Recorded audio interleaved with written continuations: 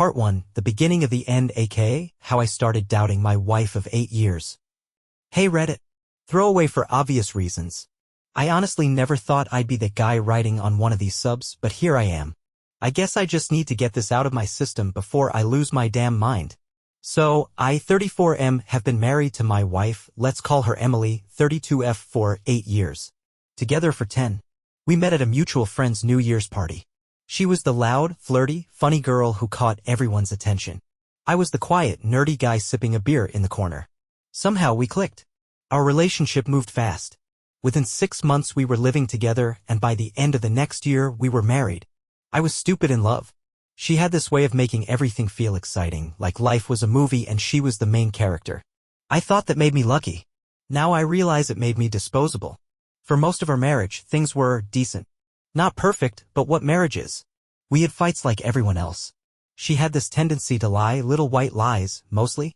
Things like, I'm on my way when she was still getting dressed, or I didn't spend much when she dropped hundreds on clothes she didn't need. I brushed it off. I told myself that's just how she is. She's impulsive, I said. It's part of her charm.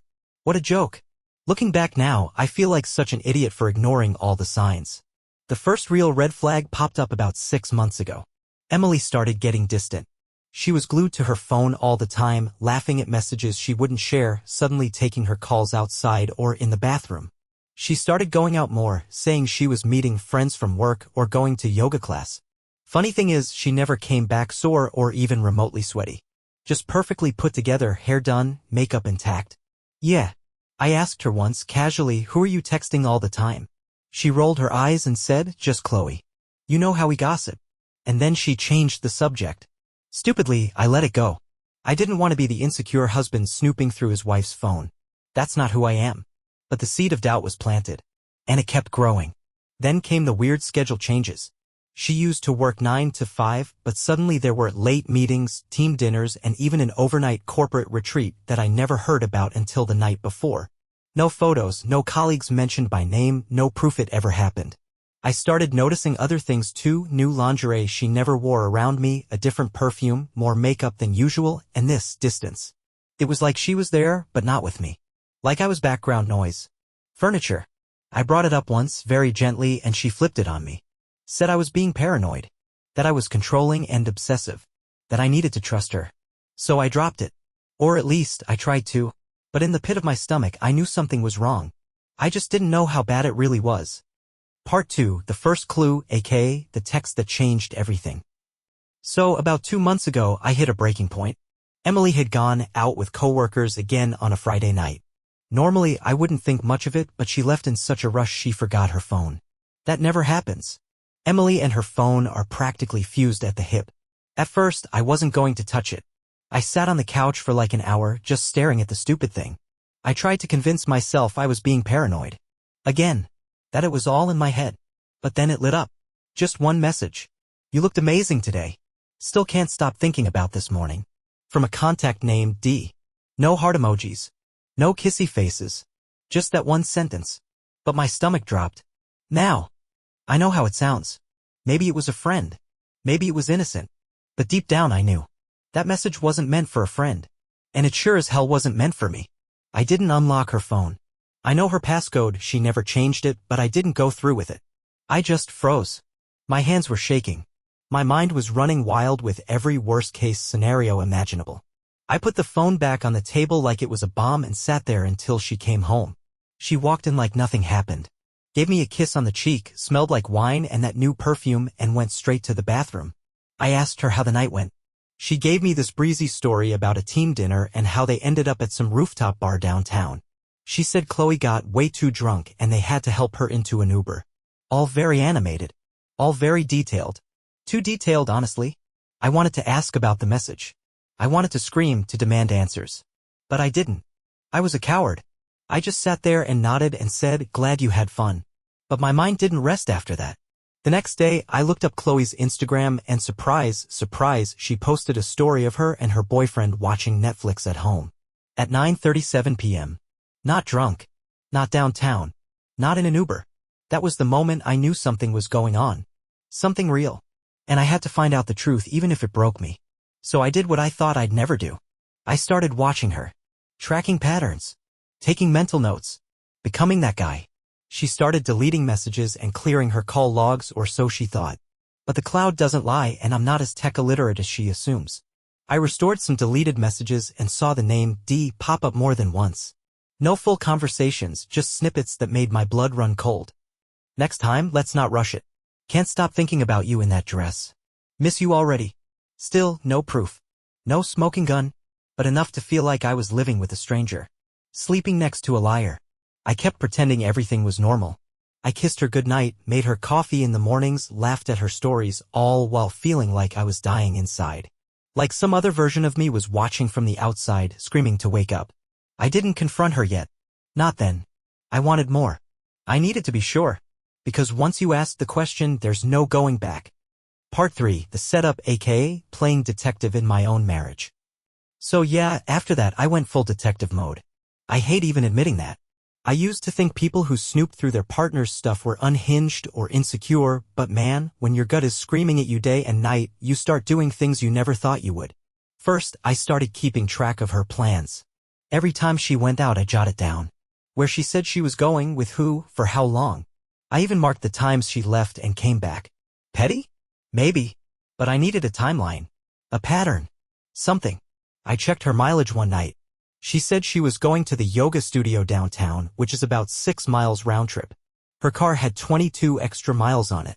When I asked casually how yoga was, she said, "Oh, I went to grab smoothies with the girls after. We drove around a bit." Another smooth lie. Delivered like breathing. I started seeing the lies for what they were. Not occasional. Not harmless. Not accidental. Constant. Strategic. Like it was second nature to her. And the worst part? She was good at it. Too good. A week later, I installed a GPS tracker in her car. I felt like the lowest scumbag on earth while doing it, but I told myself it was the only way to get closure. I had to know. She wasn't going to tell me the truth, that much was clear. The first few days, nothing. Her trips matched what she told me. Gym, groceries, her mom's place. I started thinking maybe I was crazy. That maybe I'd been so caught up in suspicion that I'd built this whole fantasy in my head. Then came the Thursday night. She told me she was meeting Debbie from HR at a wine bar. I smiled and said, "Have fun," and watched her drive off like everything was normal. 30 minutes later, the tracker showed she wasn't anywhere near the bar. She was on the other side of town, parked in a residential neighborhood I'd never heard of. She stayed there for over 3 hours. When she came home, she had lipstick smudged, not like her blouse slightly misbuttoned, and this weird smile. She kissed me on the cheek again, same act as always, and plopped on the couch with a "God, Debbie's ex is a total disaster. She just vented all night. Poor girl. I swear to you, my ears started ringing. I said nothing. I nodded. I even handed her a glass of water. Inside, I was screaming. Next day, I checked the GPS history again. Same address. I plugged it into Google Maps. Guess what came up? A real estate listing. A recently sold house, one I'd never been to. I pulled public info and found the name of the buyer. Derek Martin. The mysterious D. I didn't know him. Never met him. No social media presence. Just a name and an address. But now everything clicked. The texts. The perfume. The deleted messages. The schedule changes. The lies. She wasn't working late. She wasn't going to yoga. She was driving to his place. And I was sitting at home making dinner, waiting like a loyal idiot. I wanted to punch something. I actually did. The wall in our garage, hard enough to bruise my knuckles. I wanted to confront her right then and there, scream at her until she broke, until she told me every disgusting detail. But I didn't. Not yet. Because if I was going to go down, I wanted all the receipts. Every last one. I wanted to bury the lies with proof. Part 4, the evidence pile up, aka death by 1,000 lies. So now I knew the name. Derek Martin. The man who was, apparently, seeing my wife behind my back. I'll be honest, I became obsessed. I started pulling threads like a lunatic. Every spare minute I had, I was digging. I searched emails, old receipts, our shared calendar, even her dumb Pinterest boards. I wanted to see where the lie began, how far back it really went. One thing about Emily, she's messy. Not in the obvious way, but digitally? She's a disaster. She deletes texts but forgets the email confirmations. For example, she had a hotel booking email in her trash folder from 2 months ago. A little boutique spot just outside the city. A one-night stay. On a Thursday. The same Thursday she told me she was working late. The name on the booking? Hers. The billing address? Not ours. I dug further and found an Uber receipt for that same night. Drop-off location? Same hotel. That's when the nausea really kicked in. It wasn't just a fling. She was planning this. Booking places. Coordinating rides. She was careful but not careful enough. I also found a photo. Just one. Buried in the cloud, the kind that auto-uploads and she probably forgot about. It was a mirror selfie. She was in lingerie I'd never seen before, hair done up, holding a glass of champagne, with a man's blazer slung over the chair in the background. I stared at it for so long my eyes went dry. It wasn't just betrayal. It was disrespect. She was flaunting it, documenting it, keeping souvenirs. And still, I said nothing. Why? Because I wanted to see how deep the rabbit hole went. I wanted to see how far she'd go, how many lies she could stack before the whole thing toppled. So I played along. Like a clown. I kissed her good morning. I asked about her day. I even offered to drop her off once for one of her nights out just to see her squirm. She declined, of course. Said, "You don't have to do that, babe. I'm already carpooling." Another lie. She wasn't even good at them anymore. She just didn't care. And that hurt more than anything. That's when it started to hit me, this wasn't a mistake. This wasn't a moment of weakness. It wasn't something that just happened. She made a choice. Over and over again. And I made mine. I started taking screenshots. Saving receipts. Recording voice memos of what she said versus what she did. I backed up every shred of evidence into a secret folder on a drive she didn't know existed. I wasn't going to blow up just yet. I was going to detonate. And then something unexpected happened. I got a message on Instagram from a random account. No profile pic. Just the name truthhurts_404. The message said, "You deserve to know. She's not just with Derek." That was the moment I realized this rabbit hole? It was about to get a lot deeper. Part 5, the other man, aka when I realized my wife was a professional liar. So yeah, that anonymous Instagram message rocked me. You deserve to know. She's not just with Derek. I stared at it for a solid 5 minutes, rereading it like the words would rearrange themselves into something less insane. Not just with Derek? What the hell did that even mean? I replied, trying to keep it chill. Who are you? No answer. I waited, then followed up with, what do you mean she's not just with Derek? Still no reply. For about 2 hours I was pacing around the house like a maniac. Emily was out shopping and I was left with nothing but my spiraling thoughts and this creepy message. Finally, another ping. Check her Venmo. You'll see. Now I don't normally mess with Emily's Venmo. It always seemed boring, a bunch of $12 transactions for lunch and splitting Uber rides. But now I had a reason. So I logged in. And sure enough, I saw Derek's name, but I also saw another name pop up multiple times, Troy S. Never heard of him before. And the messages with the payments? Oh boy. Wineglass, last night was wild, face-blowing kiss. Bed for the hotel, winking face. Admission tickets, movie plus you equals best Friday. I clicked on Troy's profile, and guess what? Public. This dude looked like a damn Abercrombie model. Ripped. Tattoos. Gym selfies. And about 10 flirty comments from Emily under his photos, things like fire, fire, fire, and this should be illegal, smiling face with art eyes. My blood went cold. What the hell was this? A second guy? Was Derek not enough?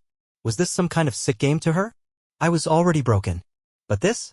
This shattered something else, any remaining illusion I had that this was about feelings or a connection or some emotional affair. No. This was Emily being selfish, reckless, and deliberately cruel. She was screwing around twice over at least. God knows how many more there were. And the wild part? She was still coming home to me. Still calling me babe, still cuddling up next to me at night, still making plans to visit my parents next month like everything was fine. I didn't even cry that time. I just felt empty. Like I wasn't even real anymore. Like I was living someone else's nightmare. I sat on the floor of our bathroom, staring at the tiles for what felt like hours, just trying to feel something. Eventually, I got up, poured myself a drink, and emailed every bit of evidence I had to myself, including screenshots of the Venmo transactions and Emily's thirsty little comments. I started planning the confrontation. Not a fight. Not a messy argument. I was going to look her dead in the eye and tell her I knew everything. But first, I wanted to see her lie to my face one more time. Just to burn the image into my brain. Part 6. The lie to end all lies, aka the calm before the explosion. So it was Saturday night. She'd made plans. Said she was going out for drinks with the girls. By now, those words barely registered as anything other than background noise. The girls, the work dinner, yoga, all just different flavors of bullshit. But this time I had a plan. Before she left, I asked if I could drop her off. She hesitated, just slightly, then smiled and said, "You don't have to, babe. We're meeting at Sarah's, and she's driving us all." I asked, "Which Sarah?" "She has two friends named Sarah. One single, one married." She blinked. "Ah, married Sarah. The one with the blonde hair. You've met her, right?" "Blonde Sarah lives in Colorado. We're in Ohio." I just nodded. That was the moment. Right there.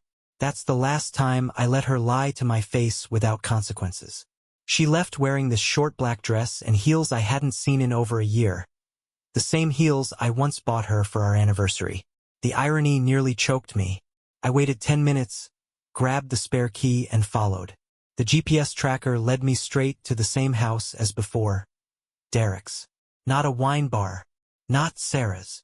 I parked a few houses down, killed the engine, and just sat there in the dark. I stared at the house like it was some haunted ruin. Lights on. Music playing faintly through the windows.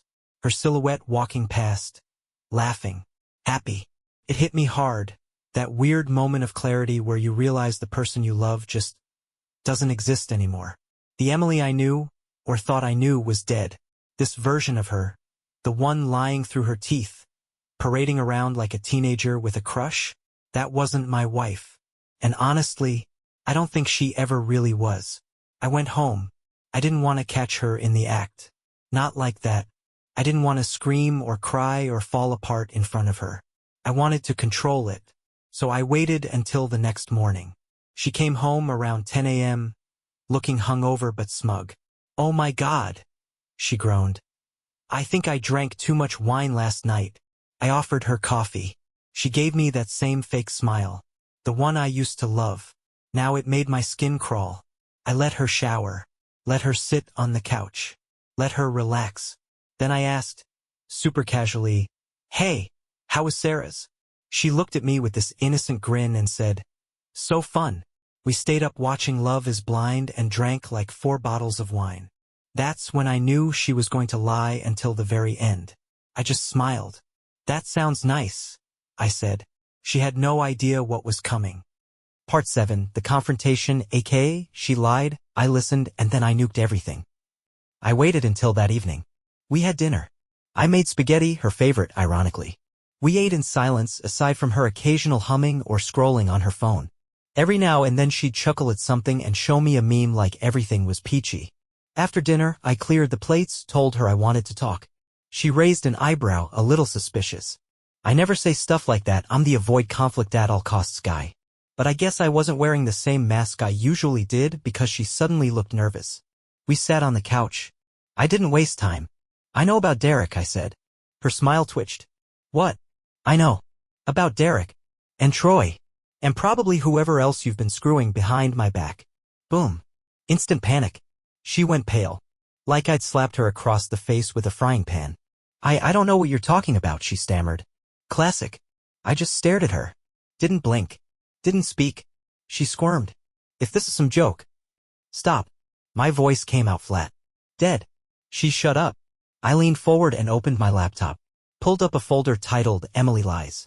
Clicked through screenshots, the texts, the GPS logs, the hotel bookings, the Venmo messages, the lingerie selfie, the Instagram DMs, even the public property records with Derek's address. Her face was frozen. I mean, she literally looked like she'd stopped breathing. "You lied every day for how long?" I asked. "Nothing. Months? A year? When did it even start?" Still nothing. Just her eyes darting from the screen to me and back again like she was trying to teleport away. I stood up and tossed my phone onto the couch beside her. "Scroll. Read. You won't find a single thing you can explain." Finally she spoke. "It didn't mean anything." I laughed. Loud and hollow. "That line again? Really? You had an affair. With at least 2 guys. You made time for them. Lied to me. Slept next to me while texting them. And now you want to say it didn't mean anything." She started crying. The waterworks, of course. The part of the show where she pretends she's the victim. "I didn't mean to hurt you." "You didn't mean to hurt me?" I snapped. "Emily, you planned this. You lied about everything. You made me feel like I was going insane while you were off playing sex games with Derek and Troy? Who the hell is Troy, by the way? She started sobbing harder. It was just. I was unhappy and I didn't know how to tell you. You didn't tell me. You told them. You gave them the version of you that laughs, wears makeup, gets dressed up. You gave me lies and scraps. That shut her up. I let it sit. The silence was louder than anything we'd said. Then I told her, I'm done. She gasped. Wait, no. Please. Let's talk about this. There's nothing left to talk about. You had your fun. You made your choices. Now I'm making mine. And with that I walked out of the room. Left her on the couch with a pile of evidence and the consequences of her damn circus act. Part 8, the aftermath, aka tears, begging, and the pathetic phase. After I dropped the bomb, I didn't storm out dramatically. I didn't pack a bag and speed off into the night. I just went into the guest room and closed the door. I lay there for hours, fully dressed, staring at the ceiling. I could hear her crying downstairs. Then pacing. Then calling someone, probably one of her girls or maybe one of the side dudes, to come save her from the mess she created. I didn't care anymore. She came to the door around 1 a.m., whispering through it like a scared little kid. Can we please talk? Please. I'm sorry. I was stupid. I didn't answer. She knocked again. I love you. I messed up. Don't throw us away. The words meant nothing. Nothing. This is the same woman who stood in front of me just hours earlier talking about Sarah and girls' night with a smile on her face like she wasn't wiping some other guy's sweat off her neck 12 hours earlier. Now she wanted to act like it was a bad dream? Nah. The next morning she made coffee. Like that would fix anything. She tried to act normal like we just had a bad argument. She even wore that oversized hoodie I like it was going to soften me up. I walked into the kitchen, took the coffee, poured it into the sink. Stop trying to pretend everything's fine, I said. She froze. I don't know what else to do. I said, you could have not cheated. That would have been a decent place to start. She started crying again. I swear it was like she had a faucet behind her eyeballs and a script of all the cliché lines. I made a huge mistake. You're the only one I ever really loved. They didn't mean anything. I felt invisible. I didn't think you cared anymore. Every single excuse except I'm a selfish liar who thought she wouldn't get caught. I asked her point blank, how long with Derek? She hesitated. A few months. Try again. Almost a year. And Troy? That wasn't serious. Just a few times. It didn't mean them. Stop saying it didn't mean anything. You planned. You paid for hotels. You deleted messages. That's intentional. You didn't trip and fall onto a second dick, Emily. She flinched at that one. Good. I wanted her to feel it. All of it. The guilt, the shame, the wreckage she caused. I didn't yell. I didn't rage. I just laid it out. Cold and direct. I told her I was seeing a lawyer that week. She begged. Fell to her knees, literally. Hugged my legs like some tragic character in a soap opera. I can change. I'll do therapy. Couples counseling. Anything. I said, you had a chance to fix things before you blew it all up. I'm not interested in duct taping a corpse together. And I walked away again. That time I didn't look back. Part 9, the lawyer, the ledger, and more lies, aka she cheated on the marriage and the money too. 3 days after the confrontation, I met with a lawyer. It felt weird. Sitting across from someone in a crisp suit talking about divorce like it was a business transaction. I kept thinking, how the hell did I get here? Just a few months ago I was planning a vacation for our anniversary. Now I was signing documents to nuke the whole damn thing. I handed over everything, the receipts, the screenshots, the messages. My lawyer, let's call him Greg, just nodded, asked a few clarifying questions, and then leaned back. Well, he said, emotionally this is rough, but legally, you're sitting on a gold mine. Apparently, in our state, adultery can impact asset division, especially when there's proof of financial misconduct. And oh boy, was there misconduct. Greg asked me if I'd checked our joint account recently. I hadn't, not since the confrontation. My mind was on emotional damage control, not dollars and cents. He pulled up some statements I forwarded him, and we went through them together. Turns out Emily had been using our shared money, my income included, to bankroll some of her little adventures. Hotel bookings under her name, paid with our debit card. Ubers to and from Derek's place, joint card. Even a $400 gift purchase from a jewelry store which I never saw. Guess who probably got that shiny little surprise? Sure as hell wasn't me. I felt sick, like physically ill. Not just because of the betrayal, but because I had literally been funding her affairs. I was paying for gas in the getaway car while she burned our marriage to the ground. Greg looked me dead in the eyes and said, "We can push for reimbursement, possibly damages, depending on how the mediation goes." I wasn't sure if I wanted revenge, but damn if that didn't sound satisfying. When I got home that night, she was waiting for me like a lost puppy. Said she cooked dinner, candlelight and everything, chicken parm. She even wore makeup. She looked like the version of herself from 5 years ago, like she was trying to rewind time. I didn't say anything. I walked past her, poured myself a drink, sat down and said, "Why'd you use our card to buy jewelry?" She blinked. What are you talking about?" I pulled up the charge on my phone. This, $412. You said you were getting groceries that day. Silence. Then, "It wasn't for them. It was for me." I laughed. "Oh yeah? Where is it, then?" "I've never seen you wear anything new." She opened her mouth, then closed it. "Caught." I said, "You weren't just unfaithful. You were stealing from us." She started crying. Again. It didn't work this time. I told her I met with a lawyer, that the papers were being drawn up, that I wanted everything documented. That was the first time I saw her mask truly crack. Not because she was sorry, but because she knew she was losing her safety net. She stopped crying then, just sat down at the table staring at the floor. Quiet. I left her there. That night I didn't sleep in the guest room. I slept on the couch. The guest room felt too soft for what I was becoming. Part 10, Family Fallout, aka the mask slips for everyone else. A few days after the lawyer visit I realized something no one else knew. Not her friends. Not her family. As far as they were concerned, we were just another Instagram-happy couple, smiling at weddings, posing with pumpkin spice lattes, playing house while it all rotted underneath. Part of me wanted to keep it private. Handle it quietly. But the more I thought about it, the more I realized she gets to tell her version unless I tell the truth. And believe me, Emily was good at twisting stories. If I didn't get ahead of it, she'd paint me as the cold, emotionally distant husband who pushed her away and left her with no choice but to fall into someone else's bed. Or to someone's at least. So I started with her parents. Now let me paint you a picture of her mom and dad, strict, old school, hyper-religious, marriage is forever types. They've been married for 35 years and once told me divorce was worse than death. So yeah, I knew this was going to be nuclear. I called her mom. Told her we needed to talk. She invited me over immediately. Emily wasn't there, I made sure of that. I sat down in their pristine living room, across from her parents, and calmly laid it out. Everything.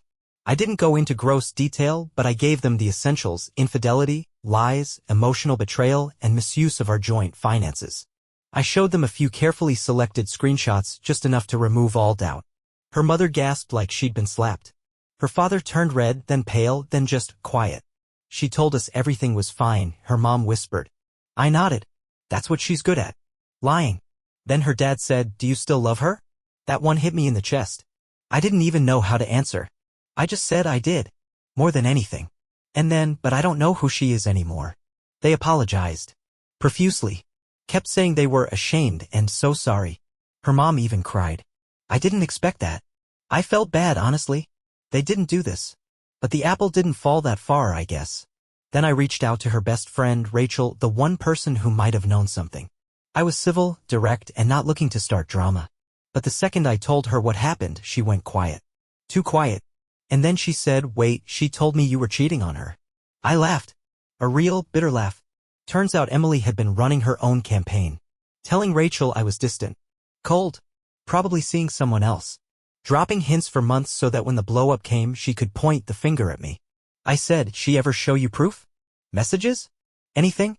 No, Rachel admitted. Just vibes, I guess. I didn't really believe it. But she was so convincing. Yeah, she's had practice. By the time I left that conversation, Rachel was furious at Emily. She said, "I can't believe she used me like that." Lied to my face. It hit me then. Emily had layers of lies. Different versions of the story for different people. Like a politician with separate speeches for every crowd. And now? The masks were starting to fall off. one by one. Back at home, Emily tried to act like things had calmed down. Like maybe the silence meant I was coming around. She didn't know I'd already talked to everyone. She didn't know the fallout was just beginning. Part 11, The Desperate Spin, aka her final play and my final answer. It was a week after the confrontation. A week since I told her I was done. A week of barely speaking, sleeping in separate rooms, and watching her try to play both sides, the sobbing, guilty wife and the gaslighting manipulator. She tried everything. Made my favorite breakfast and left it outside the guest room. Tried to sit next to me on the couch during a movie like we were just fine. Left little notes around the house, pathetic ones like, I miss us and please remember the good times. Then, on a quiet Thursday afternoon, she played her final card. She sat me down, dressed neatly like she was going to church, holding a small notebook. I thought she was going to apologize again. Instead, she gave me a speech. Like a full-on, rehearsed TED talk about healing, growth, and fighting for love. She said things like, every couple has rough patches. I was confused and they gave me attention I didn't feel from you. You withdrew. I felt alone. That's when the mistakes started. I asked, was I there when your dad died? She blinked. What? Was I there? Did I sit next to you at the hospital? Did I drive you to the funeral home? Did I carry you when you collapsed outside the service? Yes. Did I work 2 jobs when you got laid off during COVID? She nodded, slower this time. Yeah. Did I stay? Through your breakdowns, your job hopping, your fights with your sister, your body image issues, your panic attacks. She didn't answer. I leaned forward. Don't sit there and tell me I wasn't present. I was the most stable thing in your goddamn life, and you lit me on fire because you wanted attention from 2 clowns who don't even know you. She went pale. The mask? Slipping fast. Then came the tears. Again. But this time something shifted. I didn't feel rage. Or heartbreak. Or even pity. I felt nothing. She reached for my hand. I pulled it away. She whispered, I'll change. I stood up. You're not sorry you cheated, I said. You're sorry I caught you. You're sorry your game is over. You're sorry you lost your backup plan. She opened her mouth to argue, but I raised my hand. Save it. I walked into the bedroom and pulled out the envelope from Greg, divorce packet printed and ready. I handed it to her like I was delivering a pizza. She stared at it like it was a death notice. Then I said, sign it. Or I'll see you in court. Either way, we're done. She sat there, small and quiet and defeated. And I walked away feeling something I hadn't felt in a long time. Peace. Part 12. The message that broke the silence, aka, one last twist in the wreckage. The night after I gave her the divorce papers, Emily went silent. Not the manipulative kind of silent. Not like she was giving me the cold shoulder or trying to provoke a reaction. No, this was different. Hollow. She didn't cook, didn't cry, didn't even try to play the victim again. She just moved like a ghost through the house. She signed the papers. I watched her do it. No drama, just quiet defeat. For once, she didn't try to dress it up with a story. A part of me wondered if she finally got it, if the weight of what she'd done was really sinking in. And then, just when I thought the dust was settling, I got a message, late at night, from someone I didn't know. Derek. Yeah, that Derek. At first, I thought it was a prank, or some burner account. But no, it was him. Real name, real photo, real audacity. His message. Hey man, I just found out everything. I didn't know she was married. I'm sorry. I sat there staring at the screen like, what the hell? I replied, what do you mean you didn't know? She told me you were seeing each other for nearly a year. He responded fast.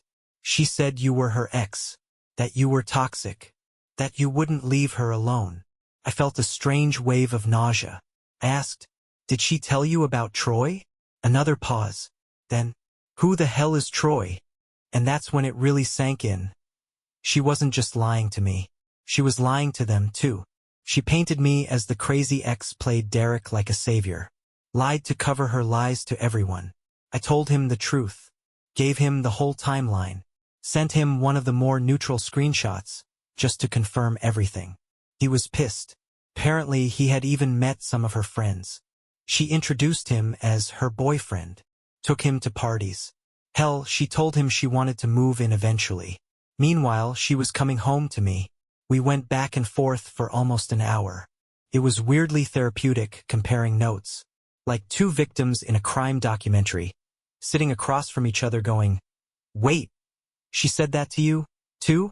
He ended the conversation with, I'm sorry, man. You didn't deserve that. I hope you get some peace. And weirdly, I appreciated it. Don't get me wrong, he's not a saint. He still got involved with a woman he barely vetted.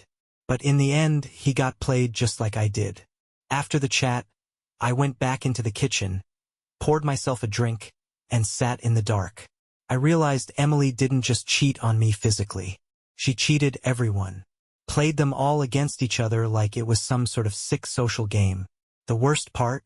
She was so good at it. No remorse. No real apology. Just damage control. And now, the damage was hers to deal with. Because the next morning, she was gone.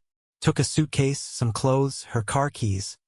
Left a sticky note on the fridge that just said, I'm sorry. You won't hear from me again. Part 13, Rebuilding the Ruins, aka Finding Myself Without Her. When I saw the sticky note, I didn't feel shock. I didn't even feel anger. I felt relief. She was gone. After months of lies, manipulation, gaslighting, and betrayal, the tornado finally moved on. No dramatic screaming match, no plates thrown, no final monologue. Just a note. Like she was skipping town after stealing a wallet. And honestly, that was probably the most honest thing she'd done in a long time. The house was quiet. Like eerily quiet. I sat on the edge of the bed and took it in. No perfume lingering in the air. No sound of her in the shower or the fake laughter she used to mask guilt. Just silence. And for the first time in a long time, I felt like I could breathe. That weekend, I started cleaning. Not just vacuuming and taking out trash, I mean cleaning. Deleting her playlists from Spotify. Boxing up her crap clothes, trinkets, photos. I found a drawer full of old birthday cards and love notes from her. Read one. Laughed. Threw it in the bin. I reclaimed the house one room at a time. Reclaimed myself in the process. I reached out to a therapist. Not because I felt broken, but because I wanted to make sure the damage didn't leave something behind I couldn't see. I wanted to be better. For myself. For whoever comes next. If anyone ever does. Funny how I'd spent so long trying to keep a relationship that had already rotted, and now, in her absence, I felt more whole than I had in years. Friends started checking in. Her lies were unraveling fast. Rachel called to say Emily had tried to crash on her couch but left after one night, claiming I was turning everyone against her. No, Emily. You did that yourself. Even her parents called me. They thanked me again for telling the truth. Her mom cried, said they didn't recognize their own daughter anymore. I told them I didn't either. I wasn't trying to ruin her life. But if the truth did that, maybe it was already in ruins. What surprised me most? The peace that came with it all. I thought the end would wreck me. I thought I'd be hollow. Instead, I was light. I started going back to the gym. Picked up reading again. Even joined a hiking group just to get outside, get moving.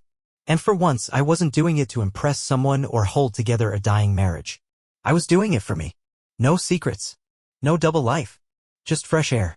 There was a night, maybe a week later, when I sat on the porch with a cup of coffee, no TV, no phone, no distractions.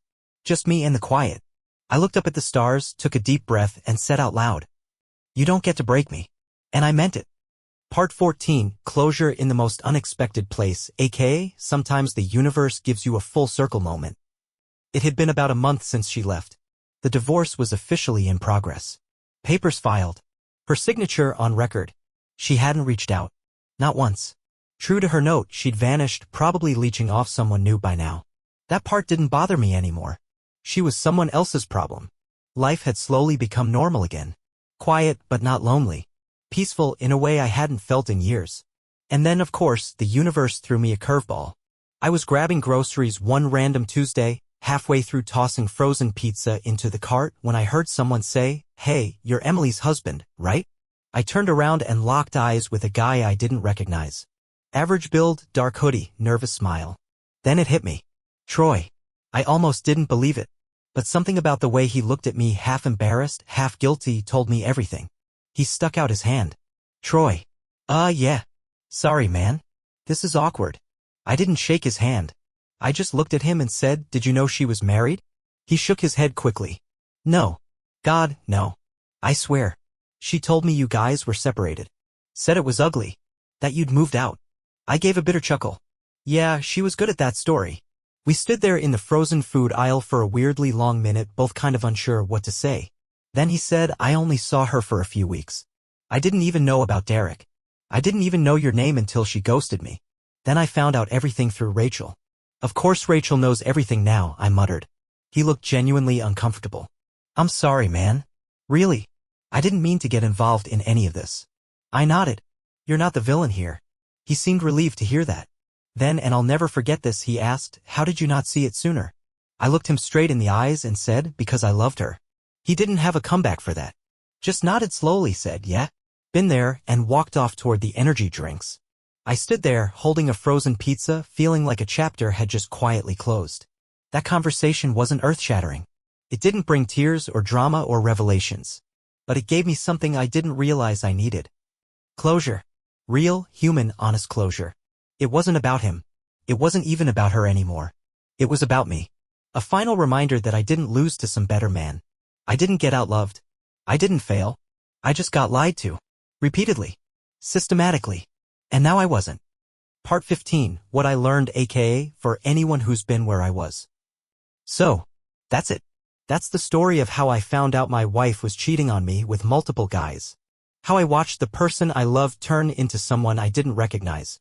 How I lost a marriage, lost trust, lost time, and still somehow found myself again. If you've read this far, first of all, thank you. Seriously. Writing all this out has been the only form of therapy that didn't cost $150 an hour. But I want to say something especially to the people who are where I was, in the thick of suspicion, the pit of betrayal, the weight of do I stay? Do I ask? Am I crazy? You're not crazy.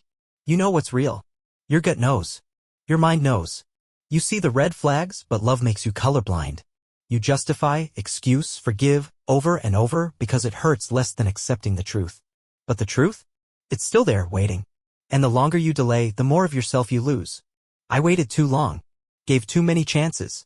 Let her lie to my face night after night because the alternative, facing the reality that it was over, felt worse. It's not worse. Staying in something that's broken beyond repair, something built on deception and selfishness, that's worse. Here's what I've learned. People don't accidentally cheat. They choose. Over and over again. The person you love may not be who they truly are. Sometimes the mask slips and what's underneath isn't beautiful. It's selfish, manipulative, and cruel. You can walk away and still be whole. You may feel shattered at first, but trust me, every day without the lie is a step toward healing. Closure doesn't come from them. It comes from you. From knowing you did your part.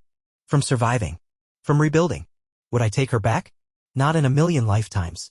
Do I hate her? No. I'm past that. Hate takes energy and she's taken enough. I've started dating again. Slowly. Carefully. Honestly. I tell the truth now even when it's uncomfortable. And I watch for lies the way I used to ignore them. I'm not perfect. I'm not healed all the way. But I'm free. And if you're in the same place I was, if you're living with doubt, fear, confusion, I hope this post gives you a push. Not to rage. Not to destroy. But to see clearly. You don't deserve lies. You don't deserve breadcrumbs. You don't deserve to be someone's backup plan. You deserve real. And it starts with walking away from fake. Thanks for listening, Reddit. If you're reading this and you need to hear it, you're not crazy. You're not weak. You're not broken. You're waking up. Keep going.